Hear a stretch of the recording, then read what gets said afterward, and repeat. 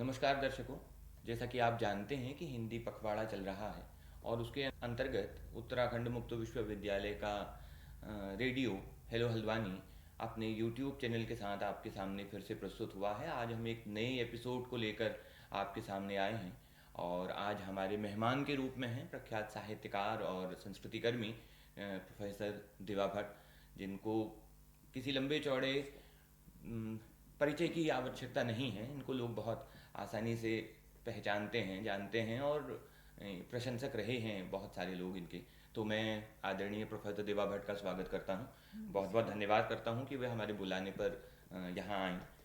हमने आपस में आपसी बातचीत में कुछ विषय निश्चित किया था। हमने सोचा था कि हम भाषा के परिदृश्य में, बहुभाषिकता के परिदृश्य में, क्षेत्रीय भाषाओं के परिदृश्य में, इस सब संदर्भ में हिंदी को लेकर और उत्तराखंड की भाषाओं को लेकर बात करने के लिए यहाँ उपस्थित हुए। तो मैं पहला सवाल जो प्रोफेसर भट्ट से करना चाहूँगा कि मैडम, भाषा का अपना एक संदर्भ होता है, उसका कुछ सांस्कृतिक संदर्भ होता है, कुछ सामाजिक संदर्भ होता है, साहित्यिक संदर्भ होता है, ऐतिहासिक संदर्भ होता है। और भारत जैसे देश के लिए जब हम बात करते हैं तो हम जानते हैं कि भारत बहुभाषिक संपन्न देश है। अनेक तरह की भाषाएं हैं हमारे वहाँ, अनेक आप जानती हैं, आप तो हिंदी के प्रोफेसर हैं तो आप उसकी उन सब चीज़ों से वाकिफ़ हैं कि कितने तरह के भाषा परिवार भारत के अंदर हैं। जो मुख्य भाषा परिवार है उसके अलावा कई भाषा परिवार हैं। कुछ भाषा परिवार ऐसे हैं जो लगभग विलुप्ति की कगार पर है, लेकिन फिर भी भाषा भारत का जो भाषा संसार है वो बहुत सारे रंगों से बना हुआ है। ठीक यही संदर्भ उत्तराखंड का भी है। उत्तराखंड में भी भाषाओं के बहुत अलग अलग संदर्भ हैं। यहाँ मुख्य धारा में जहाँ कुमाऊनी और गढ़वाली है, उसके अलावा और कई क्षेत्रीय भाषाएं हमारे पास हैं। आप भारत के संदर्भ को जैसे देखती हैं तो क्या वैसे ही आप राज्य के संदर्भ में भी भाषा को देखती हैं कि बहुभाषिकता को हम कैसे डील करते हैं, बहुभाषिकता का हमारे लिए क्या मतलब होता है? आप क्योंकि स्वयं रचनाकार रही हैं, आप इन सब चीज़ को कैसे देखती हैं?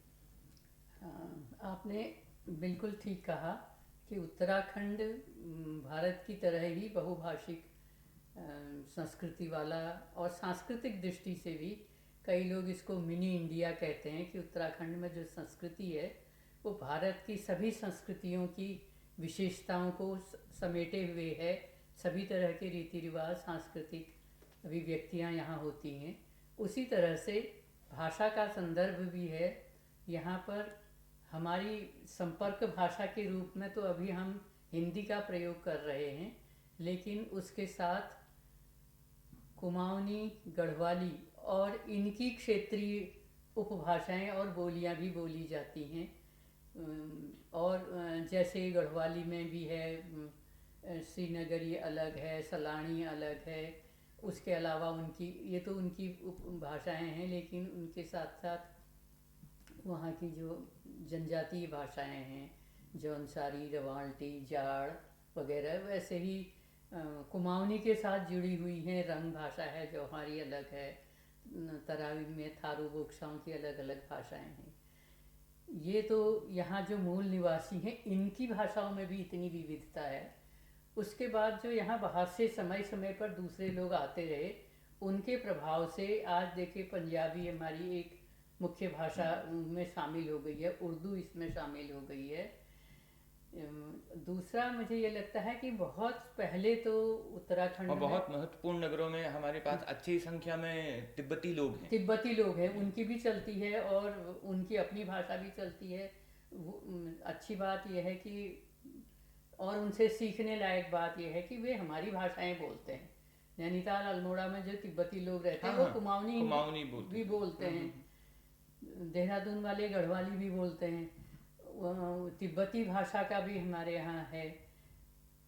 और उससे पहले अगर आप देखें तो संस्कृत भाषा जब रही होगी इस देश की भाषा, तब भी उत्तराखंड की मूल भाषाएं तो अलग रही होंगी।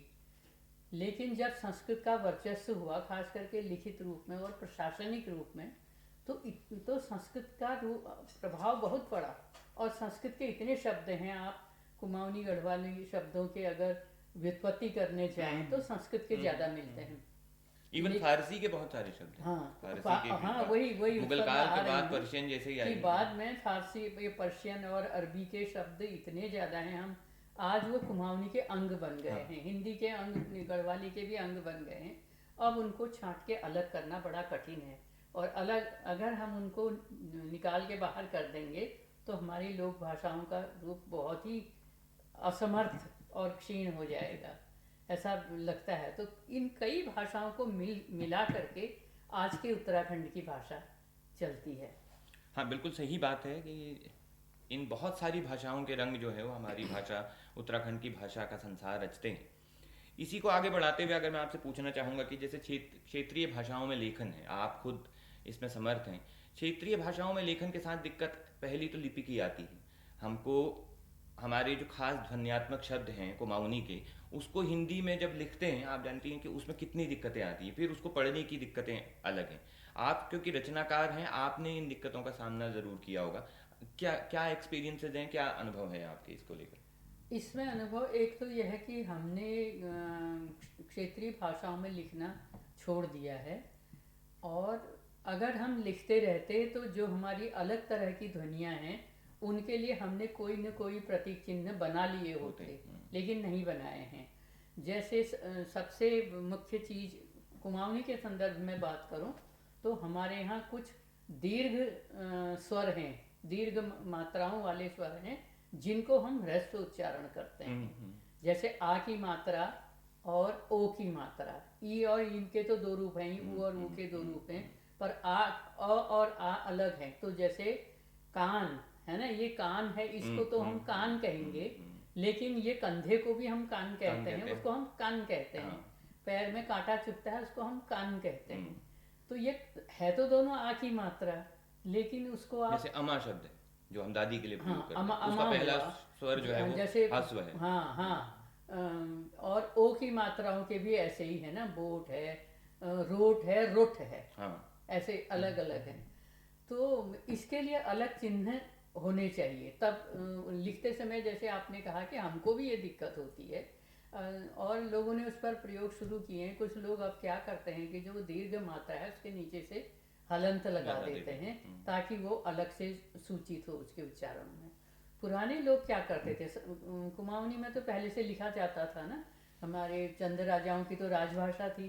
तो उस समय के जो शिलालेख और जो ताम्रपत्र और जो लोगों को दान पत्र दिए हैं राजा की ओर से, वो सब कुमाऊनी में लिखे हुए हैं। तो उसकी भाषा भी इसी तरह की है, लेकिन जो लिखा हुआ रूप है वह नहीं है जो हम बोलते हैं। थोड़ी असहजता हमको आज महसूस होती है। और चंदों के समय में ही नहीं, मुझे अपने बचपन की भी याद है कि लोग पत्र लिखते थे, तो उसमें जो भाषा लिखते थे वो बोलने वाली भाषा से थोड़ी अलग होती थी। जैसे कि मुख्य स्वदेह की रक्षा करला, तुम स्वदेह की रक्षा करना, अपना जतन करना कहने के बदले करला, यस करियलो जायलो। तो ये उसको एक व्याकरणिक रूप देने की कोशिश करते थे, वो ऐसा था, वो थोड़ा असहज था, शायद इसलिए भी विलुप्त हो गया। दूसरा, हम हिंदी हमारी का वर्चस्व हो गया, होना भी चाहिए। हिंदी हमारी शिक्षा की भाषा, प्रशासन की भाषा, संपर्क की भाषा है, तो उसका प्रभाव तो पड़ना ही था। तो हमने उसका सब कुछ ग्रहण कर लिया। अपनी भाषा को के लिए नए सिंबल, नए प्रतीक निर्धारित करके उसको जीवित रखने के बदले हम हिंदी का और उनका उर्दू का अपनाते रहे हैं। और अब तो अंग्रेजी को भी ग्रहण कर लिया है। हाँ, बहुत चीज़ें हैं, बहुत सारी। जो बात आप कह रहे थे मैं उसको याद कर रहा था कि हिंदी के साथ हिंदी ने बहुत भाषाओं के साथ ऐसा किया। उसके पीछे बहुत सारे ऐतिहासिक संदर्भ है जिसको हम बदल नहीं सकते आज चाह कर भी। जब हम हिंदी साहित्य का इतिहास पढ़ते हैं तो मध्यकाल तक हम सारी भाषाओं का इतिहास पढ़ते हैं। उसमें अवधी भी होती है, ब्रजी भी होती है, उसमें थोड़ी बहुत राजस्थानी होती है, पंजाबी की भाषाओं को भी हम ग्रहण कर लेते हैं, उसके प्रभाव को ग्रहण कर लेते हैं। लेकिन जैसे ही हम मॉडर्न एज में आते हैं, आधुनिक हिंदी का इतिहास पढ़ना शुरू करते हैं, तो हम केवल खड़ी बोली हिंदी का इतिहास पढ़ना शुरू करते हैं। तो ये कंट्रोडिक्शन बहुत समय से है, और मुझे लगता है कि शायद इसकी हम इसको बदल तो नहीं सकते, लेकिन इसकी बहुत साफ समझ हम अपने विद्यार्थियों को दे सकते हैं। उससे क्षेत्रीय भाषाओं की अस्मिता पर मुझे लगता है कि शायद सकारात्मक प्रभाव पड़ेगा। इस बात को अगर हम आगे बढ़ाएं तो ये भी बहुत क्लियर है कि जब हम किसी बड़े साहित्य का इतिहास पढ़ते हैं तो उसकी बोलियों का इतिहास उसमें समाहित होता है। उसकी न केवल उसकी बोलियों का इतिहास समाहित होता है बल्कि उसकी पड़ोस की बोलियों का भी इतिहास समाहित होता है। आपको याद होगा हजारी प्रसाद द्विवेदी ने ये बात लिखी थी कि जब हम हिंदी का इतिहास पढ़ने की कोशिश करेंगे या लिखने की कोशिश करेंगे तो हमको मैथिली का इतिहास पढ़ना होगा, हमको बिहारी का इतिहास पढ़ना होगा। ये भाषाएं हमारी क्लियर होनी चाहिए, क्योंकि बौद्ध गान और दोहा जो है, कुछ लोग कहते हैं कि ये बिहारी भाषा है, कुछ लोग कहते हैं ये पुरानी हिंदी है, कुछ लोग कहते हैं ये बंगला है। तो उन भाषाओं को पढ़े बगैर हम उसको क्लियर नहीं कर सकते। यही संदर्भ हम अगर नाथ पंथ के ऊपर डालेंगे तो जितना प्रभाव उत्तराखंड के भीतर नाथ संप्रदाय का था, तो उसकी भाषाओं में आज तक मुझे कोई ऐसा संदर्भ नहीं मिला है कि उत्तराखंड की किसी बोली का संदर्भ किसी ने नाथ साहित्य के अंदर ढूंढा हो। जबकि ऐसा हो नहीं सकता, क्योंकि पूरा का पूरा परिदृश्य आप देखिए, यहाँ से लेकर नेपाल तक आप चले जाइए तो सब नाथ परंपरा विद्यमान है। तो ऐसा कैसे हो सकता है कि इतने बड़े भूभाग में 1050-500 सालों तक भी अगर कोई पंथ रहा हो तो उसके भीतर हमारी क्षेत्रीय भाषाओं का प्रभाव न हो? ऐसा नहीं हो सकता। क्या आपने कभी इस समस्या के बारे में सोचा? मैंने इतना गौर नहीं किया, बल्कि मुझे लगता है कि ये बहुत अच्छा विषय है जिस पर बारीकी से जाना चाहिए, शोध होना चाहिए, शोध होनी चाहिए अवश्य। और उसका उल्टा मुझे लगता है कि नाथ संप्रदाय जो आया वो अपने साथ जो दूसरी भाषाओं के शब्द लाया वो हमारी उत्तराखंड की भाषाओं ने उनको ग्रहण कर लिया। जैसे हमारे यहाँ बांग्ला के, भोजपुरी के, मैथिली के शब्द मिलते हैं। तो जब हमने इतना ग्रहण किया तो बहुत सामान्य सी बात है कि हमने कुछ दिया भी होगा। तो ये खोजा जानना जरूरी है। हाँ, ये बहुत महत्वपूर्ण है। दूसरी बात जो आप कह रहे थे कि जो हिंदी का इतिहास पढ़ते समय या हिंदी का स्वरूप पढ़ते समय हमको उसकी जो क्षेत्रीय बोलियां, भाषाएं हैं, उनका भी इतिहास और उनका स्वरूप, उनका सांस्कृतिक जो उनकी पृष्ठभूमि है, वो भी उसका भी अध्ययन होना चाहिए। ये बहुत जरूरी है। उत्तराखंड के संदर्भ में मुझे लगता है ना, हिंदी तो अब हम मानते हैं कि हम हिंदी भाषी हैं, हमारी मतलब क्या है, राजभाषा हिंदी है, हमारी शिक्षा की भाषा, बाजार की भाषा हिंदी है। परंतु यहाँ की भाषाएं पहले से थोड़ा सा अलग रही हैं। जिस मात्रा में हिंदी की अन्य बोलियां ही कहेंगे हम, बोली है, खड़ी बोली है, भोजपुरी, अवधी वगैरह, ये हिंदी को के ये विद्वानों की दृष्टिकोण की बात है कि उनकी दृष्टि कहाँ कहाँ तक गई है। तो उन्होंने इन क्षेत्रों के भाषा और इनके साहित्यकारों को तो अपने में समाहित किया, लेकिन उत्तराखंड मतलब जो आप कह रहे थे अभी कि मॉडर्न एरिया से, मतलब आधुनिक युग के प्रारंभ होने से पहले उत्तराखंड में क्या लिखा जा रहा था, आपको देखिए, आपको बहुत अच्छे से याद होगा कि भारतेंदु हरिश्चंद्र से काफी पहले हमारे गुमानी जो है खड़ी बोली का इस्तेमाल कर रहे थे। वही तो। लेकिन ये बात बहुत बाद में पता चली कि नहीं, ये तो भारतेंदु से 37 साल पहले जो है खड़ी बोली का चले थे। 1846 में गुमानी जी ने देह छोड़ दिया था और उसके बाद भारतेंदु पैदा हुए। और हमने पूरा हिंदी जगत ये मानता है कि पहला कवि जो खड़ी बोली का पहला कवि भारतेंदु, और भारतेंदु से हिंदी का आधुनिक काल शुरू होता है, ये मानता है। जबकि उत्तराखंड में खड़ी बोली में इतने काव्य लिख चुके थे। और दूसरी विशेषता गुमानी के में थी, उन्होंने और खैर क्षेत्रीय भाषाओं को, नेपाली को यूज किया, नेपाली, गढ़वाली, सभी में। और उनका जो उद्देश्य था कि साहित्य उस भाषा में होना चाहिए जिसको जनता बोलती है और समझ सकती है। इसलिए उन्होंने इन क्षेत्रीय भाषाओं को लिया ना, हमको अपनी बात कहनी है तो उस भाषा में। ये दृष्टि जो थी, केवल भाषा का प्रयोग नहीं, ये जो दृष्टि थी, ये भी आधुनिकता का एक लक्षण है जो गुमानी में हमको पहले दिखाई देता है। ये उन्होंने साहस किया था या एक नई पहल की थी।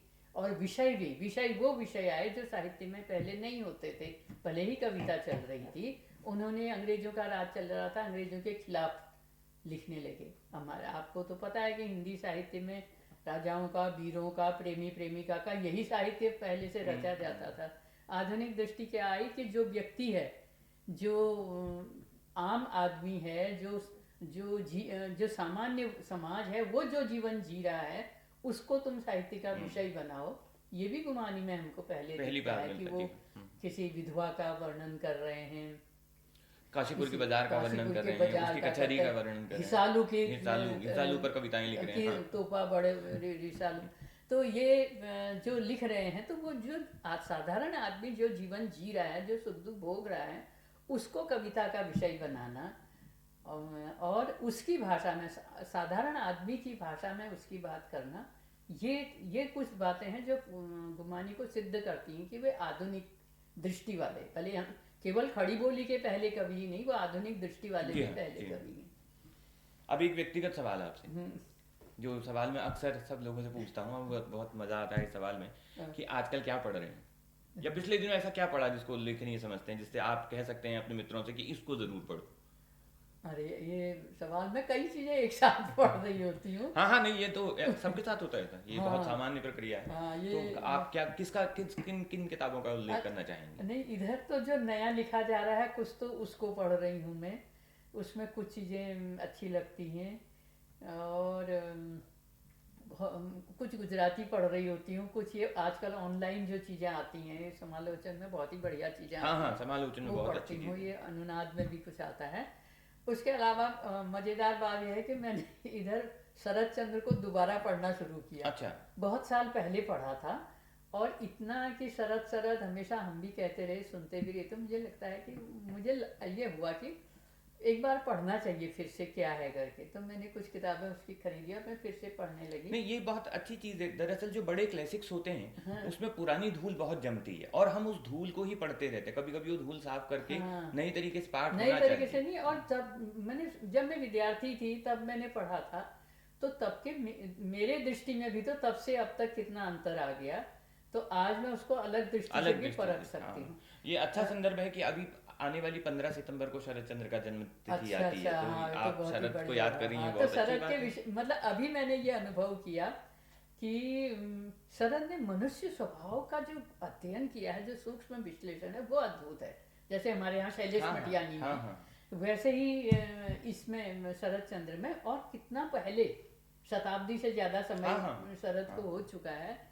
तो कभी कभी ऐसा भी करना चाहिए, सोचती हूँ हाँ मैं, हाँ, कि नहीं, जो पहले निश्चित पढ़ा है निश्चित उसको फिर से निश्चित तौर पे पढ़ें। ऐसा करना चाहिए।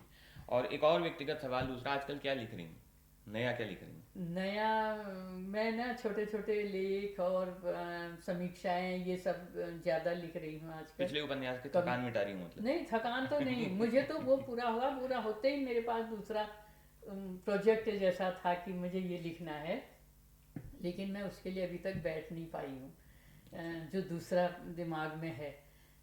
पर क्या होता है कि हमारे यहाँ इतनी मांग होती है कि इसके लिए ये लिखना है, वो लिखना है, तो वो ही पूरा करने में रह जाते हैं। और उसमें क्या है कि ये कुमाऊनी, जो हम क्षेत्रीय भाषाओं को महत्व देने की बात कर रहे हैं, तो उसमें पत्रिकाएं आजकल निकल रही हैं, सबकी अपेक्षा रहती हाँ है हाँ, कि जी हम हाँ, उनको लेख करें, तो कभी लेख की उनके मांग लिए। आती रहती है। फिर मेरे पास थोड़ा, क्योंकि मैंने कुछ अनुवाद कर लिए गुजराती से हिंदी में और कुमाऊनी में, तो अब उधर से भी दबाव रहता है कि आप हमारा ये कर दो, ये लिख इसका दो, अनुवाद ये अनुवाद कर हम्म। दो। तो पिछले साल एक किताब मेरी आई है, वो गुजराती के बहुत अच्छे कवि हैं, आकाश ठक्कर, अभी अमेरिका में रहते हैं। उनकी बहुत सारी गुजराती में कविताएं और गज़लें हैं, तो अच्छा लिखते हैं। उनका इतना आग्रह हुआ कि आप कर दो, और उन्होंने फिर मैंने उनके कविताओं का अनुवाद किया, और वो बहुत अच्छी छप गई है। पुस्तक के एक पृष्ठ पर, बाएं पृष्ठ पर गुजराती में, दाएं पृष्ठ पर हिंदी में, अच्छा। ऐसे लिखी एक अच्छी किताब आ गई है। वो मतलब नया, जो उपन्यास के बाद जो मेरा किताब नया आया आया, है वो ये आई है। चलिए, तो बहुत बधाई की बात है, आपको बहुत बहुत बधाई। धन्यवाद। और मैं अपने दर्शकों से कहना चाहूँगा कि आप भी इसी तरह से नई नई चीज़ें, नए नए साहित्य की तरफ जाइए, और इससे एक नया संसार खुलता है। मैं प्रोफेसर भट्ट का और अपनी टीम का बहुत बहुत धन्यवाद करता हूँ कि वो हमारे बीच आई और टीम ने पूरा साथ दिया। मैं एक बार पुनः दर्शकों को उत्तराखंड मुक्त विश्वविद्यालय की तरफ से धन्यवाद ज्ञापित करता हूँ। मैं भी धन्यवाद देती हूँ धन्यवाद। विश्वविद्यालय को भी, आप सबको भी।